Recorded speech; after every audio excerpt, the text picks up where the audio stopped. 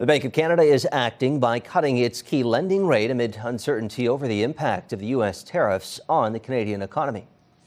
Monetary policy cannot offset the impacts of a trade war. What it can and must do is ensure that higher prices do not lead to ongoing inflation.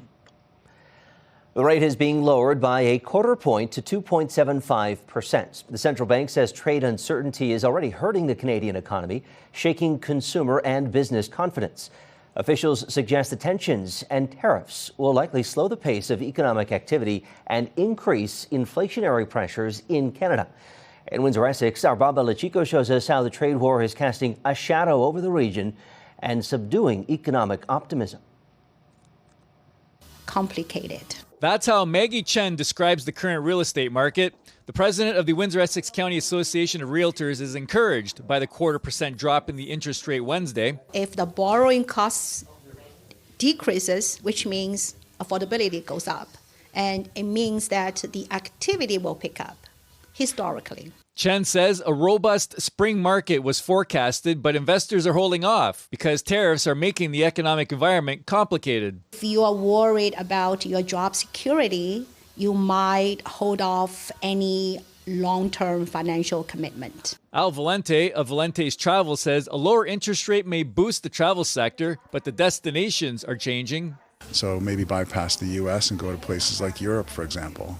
So it allows them to do that. The Bank of Canada lowered interest rates for the 7th consecutive time after a survey showed people were more worried about job security and financial health and were planning to spend less. The bank's survey of 100 businesses found that many had lowered their sales outlook, with the decline most prominent in the manufacturing sector. Now, the trade uncertainty across the border has led many also to scale back on hiring and investment plans.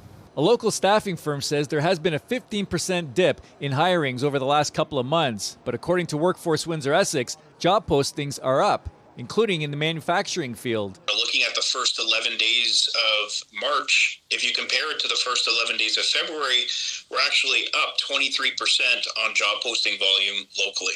A prolonged trade war may increase the cost of goods and weaken consumer spending, but Falconer senses companies are going to keep on keeping on. They're really just trying to keep their mind focused on getting that work done and shipping that work, and they're going to deal with the realities as they become clear.